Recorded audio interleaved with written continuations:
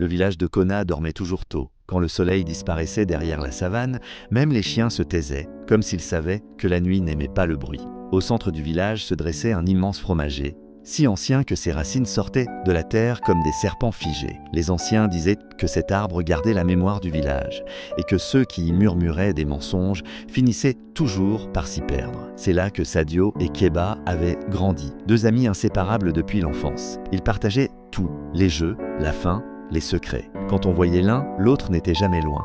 On disait que leur amitié était plus solide que la terre rouge de Kona. En grandissant, Sadio devint un homme respecté. Sa parole était droite, ses décisions justes. Les anciens l'écoutaient, les jeunes l'admiraient. Le village trouvait en lui un équilibre. Keba, lui, restait toujours à ses côtés. Il riait souvent, parlait peu, observait beaucoup. Un rire calme, parfois trop calme. Un rire qui restait suspendu, même quand son visage ne souriait plus. Les premiers signes apparurent sans bruit. Des enfants se réveillaient la nuit en pleurant, jurant avoir vu une silhouette sans visage près du grenier commun. Les chèvres refusaient d'entrer dans certaines cases, et parfois, près du fromager, on entendait des murmures qui imitaient les voix connues.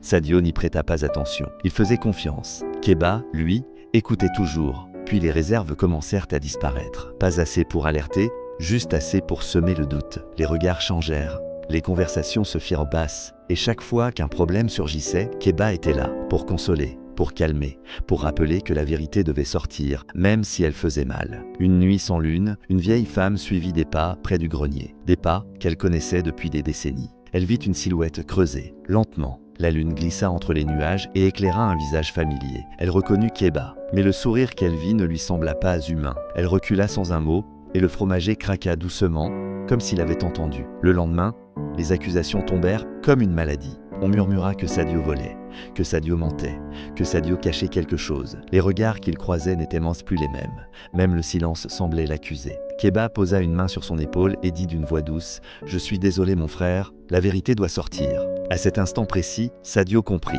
La trahison ne criait pas, elle souriait. La nuit suivante, Sadio rêva. Il se tenait sous le fromager. Ses racines s'enroulaient autour de ses jambes, l'empêchant de fuir. Une voix sortit de la terre et murmura « Celui qui marche à tes côtés a déjà pris ta place ».